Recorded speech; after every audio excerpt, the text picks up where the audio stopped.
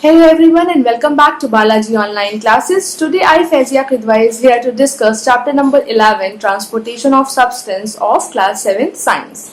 And the first topic of this chapter is transportation in plants. Now we all know that plants are of three types, right? The herbs, shrubs and the trees.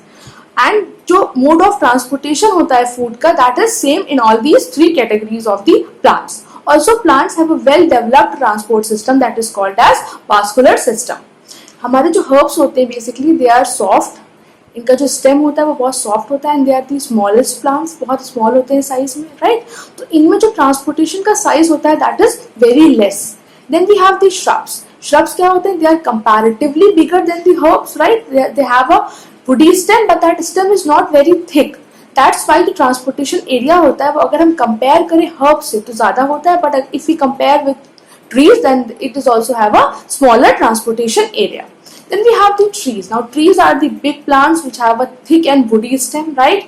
And the manufactured food that has been manufactured on the leaves of the plant that has to be transported over a large area because it has to cover all the parts of the trees.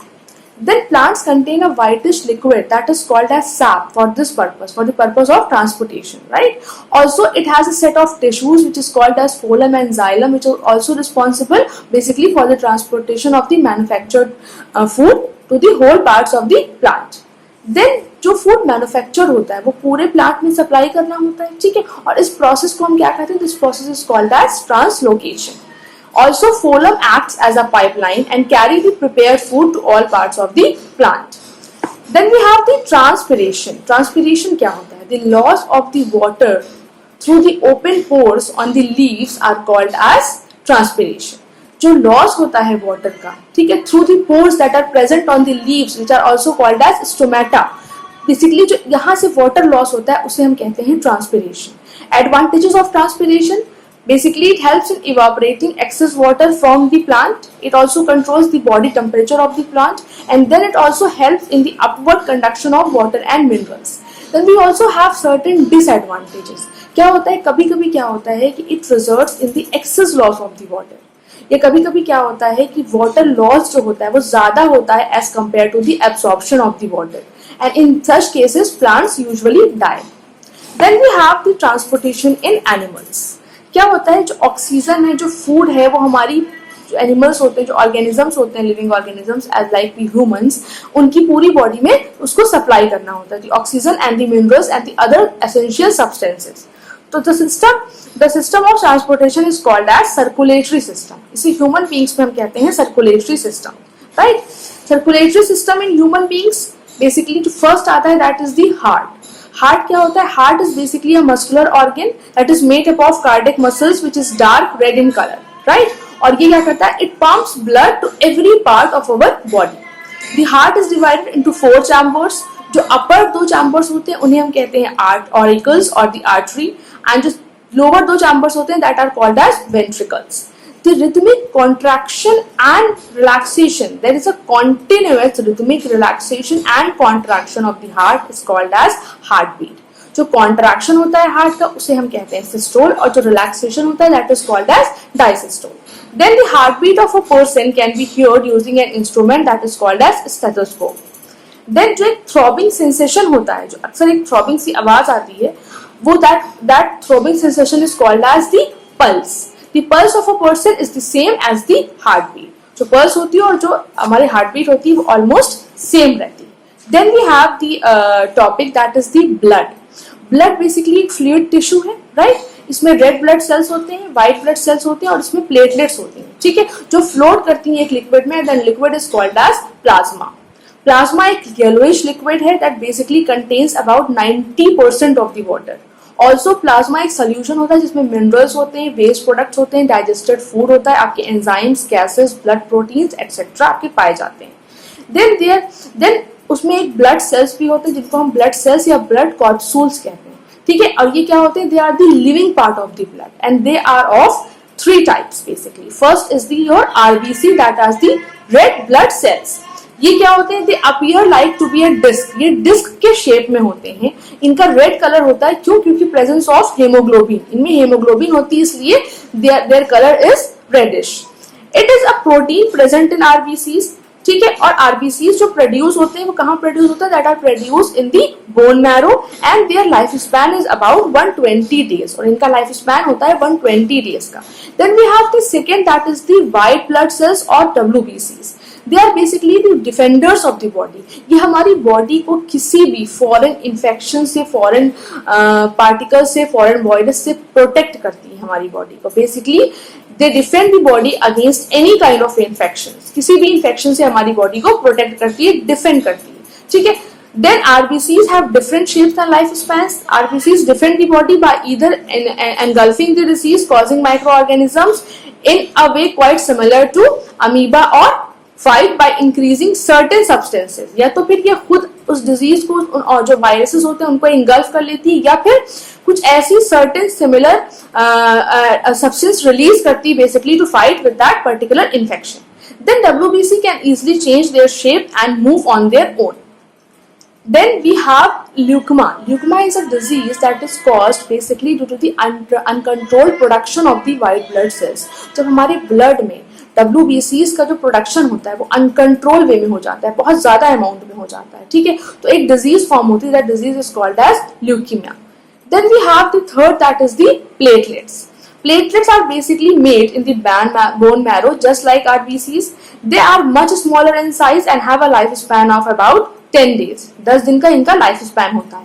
The main function of platelet is to help in the clotting of the blood whenever we get injured. जब हमें चोट लगती है तो कुछ देर बाद क्या होता है कि हमारा ब्लड जो है वो रुक जाता है, वो क्लॉट हो जाता है, ठीक है। आप देखते हो कि वो एकदम से स्टिकी सा हो गया है।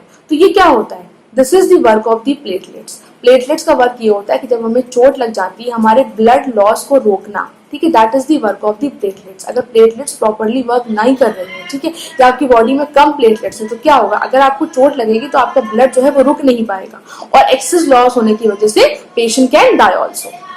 Then we have the functions of the blood. It basically carries the oxygen to various parts of the body. Then it also carries digested food material to various parts of the body. Then platelets basically help in preventing the excess loss of the blood. Then it helps in maintaining a constant body temperature. It protects the body against the germs. It also transports waste materials basically to the excretory system for excretion. Then we have the blood vessels. Blood vessels 3 types की होती हैं। पहली होती है हमारी arteries, basically जो blood carry करती हैं हार्ट से to various part of the body, ठीक है, वो हार्ट से ब्लड को ले जाती हैं और पूरी बॉडी में सप्लाई करती हैं। दूसरी हमारी वेन्स होती हैं। वेन्स क्या करती हैं, वेन्स ब्लड को लेती है पूरी बॉडी से और हमारे हार्ट तक पहुंचाती है, राइट। तो इन दोनों का वर्क जो होता है that is just opposite. Then we have the capillaries. Capillaries are very thin blood vessels which form a network between arteries and the veins, and they are so thin and कि इनमें क्या होता है, जो gases होती हैं, ठीक है, और जो chemical substances होते हैं वो क्या होते हैं, वो diffuse हो जाते हैं, right? Then we have the blood transfusion. Now blood एक बहुत ही वाइटल कंपोनेंट है हमारी बॉडी का, बहुत नेसेसरी है। We have discussed the advantages of the blood, right. तो ब्लड हमारी बॉडी में बहुत एसेंशियल रोल प्ले करता है।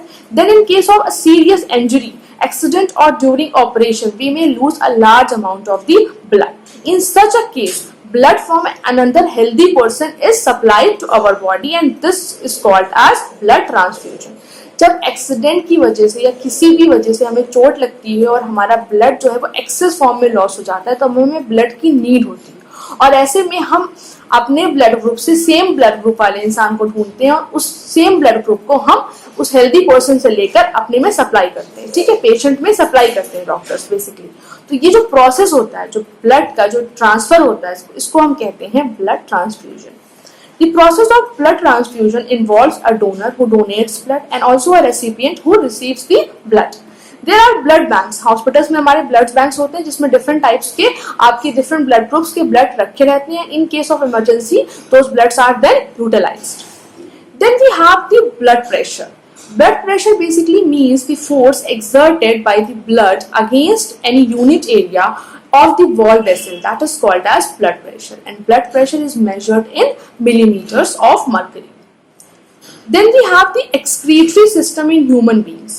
अब जो भी ह्यूमन बींग्स जो भी खाना हम लोग खाते हैं, ठीक है, वो हमारा एज अ वेस्ट जो अच्छे इंपॉर्टेंट न्यूट्रिएंट्स होते हैं वो हमारी बॉडी ले लेती है और जो वेस्ट होता है उसे एक्सक्रीट कर देती है through excretion, right. Then there are specialized organs that are present in our body for this purpose, and kidney are the main excretory organ. जो हमारा kidney है, that is the main excretory organ. Ammonia जो होता है वो हमारा main excretory product है animals में, और ह्यूमन बींग्स में क्या होता है, मैन के केस में क्या होता है, this ammonia is converted into urea and removed along the urine, and this process is called as ureotelism. Then human beings have 4 different ways of getting rid of their body waste. पहला होता है through air. हम air में जब सांस बाहर निकालते हैं तो हम क्या करते हैं, हमारी सांस के साथ कार्बन डाइऑक्साइड बाहर निकल जाती है, ठीक है. Then we also remove our waste through sweat. जो हमारी स्वेटिंग होती है, जो हमें पसीना निकलता है, उसके थ्रू भी हमारी एक्सेस जो मटेरियल होते हैं, जो वेस्ट प्रोडक्ट्स होते हैं, वो हमारे बाहर निकलते हैं. Then we have through faeces. The undigested food after digestion is excreted through the anus in the form of feces. Then we have through kidney also. क्या होता है, जो हमारे यूरिया और यूरिक एसिड होता है, ठीक है, जो हमारी बॉडी में फॉर्म होता है, that is basically thrown out in the body in the form of urine, which is formed inside the kidney, right? Kidney में urea is formed by the combination of carbon dioxide and ammonia. Then we have next topic, that is the kidneys. Kidneys basically हमारे main organ होते हैं excretory functions के, right. Human excretory system comprises a pair of reddish bean shaped structure which are called as kidney. जो basically एक bean shape का tube होते हैं, 2 tube होते हैं बीन शेप के, that are called as kidneys. A urinary bladder to store urine, a urethra to throw away urine, and kidneys are made up of nephrons. ठीक है, nephrons से kidney बनी होती है, which are the smallest functional unit of the kidney. A normal human being basically excretes from 1 to 2 liters of urine every day. और अगर suppose कभी कभी क्या होता है, हमारी बॉडी में हमारी एक किडनी डैमेज हो जाती है, तो दूसरी किडनी जो है वो हमारी वर्क करती है, और वो जो हमारी पहली किडनी जो डैमेज होती है उसका वर्क भी वो परफॉर्म करती है. But in case if both the kidneys are the damage, दोनों किडनीज अगर आपकी डैमेज हो रही है, देन जो हमारे टॉक्सिक सब्सटेंसेस हैं वो कहाँ जाएंगे, उनका निकलना जरूरी है, because they are dangerous for our body. Therefore, the nitrogenous waste are removed from a body by artificial kidney or through a dialysis machine. ठीक है, और ये जो प्रोसेस होता है of removing of the waste materials by a machine is called as dialysis. इसे हम dialysis कहते हैं. इसीलिए आपने सुना होगा जिन लोगों की किडनियां बेकार हो जाती हैं, बोथ द किडनीज, उनका क्या होता है, बोथ द किडनीज जब फंक्शन नहीं करती then they go through this dialysis. Dialysis क्या होता है, एक आर्टिफिशियल मेथड है through which we can remove the body waste, right? So class, with this topic your chapter ends here. Now it is your responsibility to read this chapter properly. Also you can get the notes of this chapter through School Mitra app. Kindly download those PDFs and complete your work. Thank you and have a nice day.